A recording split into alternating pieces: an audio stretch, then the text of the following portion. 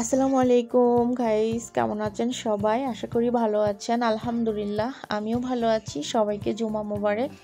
তো এই ভিডিওটা ছিল আমার আজকে সকালবেলার এখন আপলোড দিচ্ছি। তো বন্ধুরা, আজকে আমি তোমাদের সাথে খুব সুন্দর একটা ফেমাস ভিডিও শেয়ার করতেছি। যদি ভালো লাগে অবশ্যই আমার চ্যানেলটাকে সাবস্ক্রাইব করে দিবে, ভিডিওতে একটা লাইক দেওয়ার অনুরোধ থাকবে। তো এখানে আছে আমি একদম রশি দিয়ে আমি চাউল দিয়ে পায়েস রান্না করব। মানে রশির সিন্নি যাকে বলে গ্রাম বাংলার ভাষায়, কে কী বলেন অবশ্যই কমেন্টে জানাবেন। আমরা কিন্তু রশির সিন্নি বলি, ঠিক আছে? তো সেটাই আজকে আমি রান্না করব মা চাচিদের মতো। আর সেটা আমি আজকে ভাতের চাউল দিয়ে রান্না করব। যে কোনো চাউল দিয়ে আপনারা রান্না করতে পারেন, আমি ভাতের চাউলটা ব্যবহার করছি এখানে। তো আমি ভাতের চাউলটা আগে ধুয়ে এটাকে একটু ভিজিয়ে রাখছি। আর এখানে আমি একটু নারকেল ব্যবহার করব আজকের রশির সিন্নিতে। তার জন্য আমি হাতের সাহায্যে এই নারকেলটাকে আমি কোড়ে নিচ্ছি, দেখো বন্ধুরা। আর এই রশির সিন্নি কিন্তু মানে অনেক মজা। যারা যারা খাও অবশ্যই আমার কমেন্টে জানাতে ভুলবে না। যারা খাওনি তারা অবশ্যই, বাজারে কিন্তু এখন এই খেজুরের রস কিনতে পাওয়া যায়, অবশ্যই কিনে নিয়ে রশির সিন্নি রান্না করবে। কি যে লাগে, মানে জান্নাতের একটা খাবার মনে আল্লাহ তাআলা দুনিয়াতেই পাঠিয়ে দিছে, মানে এত বেশি মজা হয়। তো এই যে এখানে খেজুরের রসটা এরকম দুই ডিব্বা এনেছিল আপনাদের ভাইয়া বাজার থেকে। তো আমি এক ডিব্বা ব্যবহার করে আজকে হচ্ছে আমি আমার রশির সিন্নিটা রান্না করব। যেহেতু আমার পরিবারের মানুষ একেবারে কম, তা আমি কম করে রান্না করতেছি। আপনারা আপনাদের পরিমাণ মতো রান্না করবেন। তো বন্ধুরা, কষ্ট করে ভিডিও বানাই, আপনারা ভিডিওতে লাইক দিতে চান না কেন রে ভাইয়া? ভাইয়ারা পুরো একটা লাইক ভিডিওতে করবেন প্লিজ। কষ্ট করে ভিডিও বানানোর থেকে কিন্তু লাইক করাটা বেশি কষ্ট না। তো আমি চাউলটা ধুয়ে পরিষ্কার করে নিয়েছি। আর এখন এখানে পুরোটা রসি আমি অ্যাড করে দিচ্ছি, খেজুরের রসটা আমি এখানে অ্যাড করে দিচ্ছি, দেখতে পাচ্ছ বন্ধুরা। আমার কিন্তু এই পুরো বোতলের পুরাটাই লাগবে। আর বেশি গাঢ় করব না, আমি একটু মাখা মাখা রাখবো, হালকা একটু জলও থাকবে। হ্যাঁ, তাহলে হচ্ছে খেতে অনেক বেশি মজা লাগে, আর হচ্ছে এই খেজুরের রসের ফ্লেভারটা থাকে। তো চলো ফাইনালি আমরা হচ্ছে এখন চুলায় চলে যাই। তো বন্ধুরা, তোমরা অবশ্যই কিন্তু এভাবে একবার হলেও রান্না করে দেখবে। হ্যাঁ, আর এখানে আমি সাথে অ্যাড করব খেজুরের রসটা, যেহেতু অনেক মিষ্টি।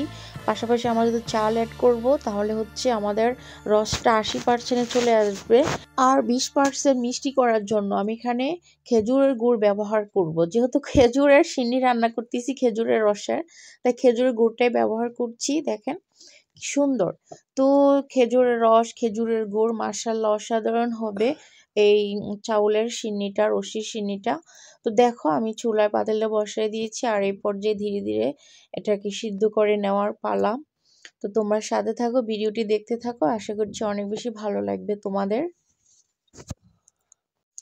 তো ঢাকনা দিয়ে সিদ্ধ করে নেবে, তাহলে তাড়াতাড়ি হবে। তো আমি এখনো লবণ দেইনি, এই পর্যায়ে আমি লবণ অ্যাড করে দিয়েছি পরিমাণ মতো। তো এখন হচ্ছে ধীরে ধীরে নেড়ে ছেড়ে দিতে হবে, যেহেতু মিষ্টি জাতীয় জিনিস নিচে লেগে যেতে পারে, আর পুড়ে গেলে কিন্তু একদম মজা লাগবে না।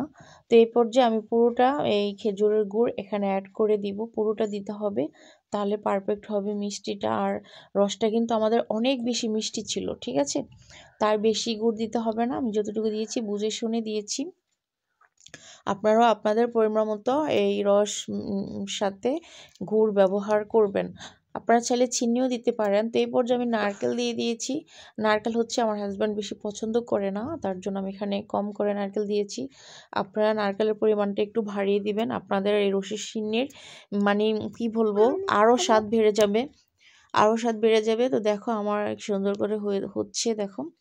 তো আমি এটাকে ঢাকনা দিয়ে জাল করে নিচ্ছি। আর এখানে দিব 2 চামচের মতো গুঁড়া দুধ। গুঁড়া দুধটা দেওয়ার চেষ্টা করবেন, আর স্বাদটা আরও দ্বিগুণ বেড়ে যায়।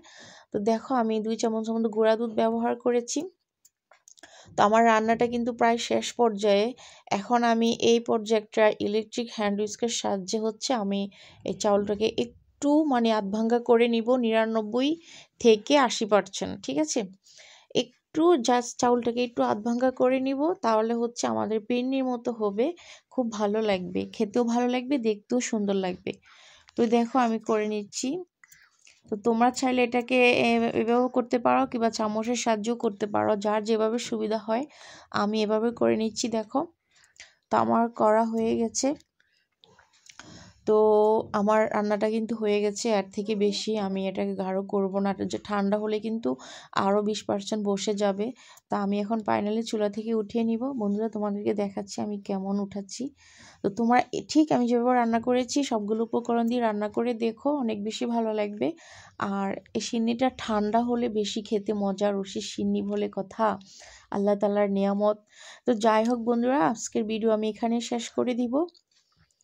আমার ভিডিওর কোনো অংশ যদি তোমাদের কাছে ভালো লেগে থাকে, একটা লাইক করবে, কমেন্ট করবে এবং শেয়ার করে দিবে। সাবস্ক্রাইব করতে ভুলো না বন্ধুরা। তো সবাই অনেক বেশি ভালো থেকো, সুস্থ থেকো। দেখা হবে অন্য ভিডিওতে। আল্লাহ হাফেজ।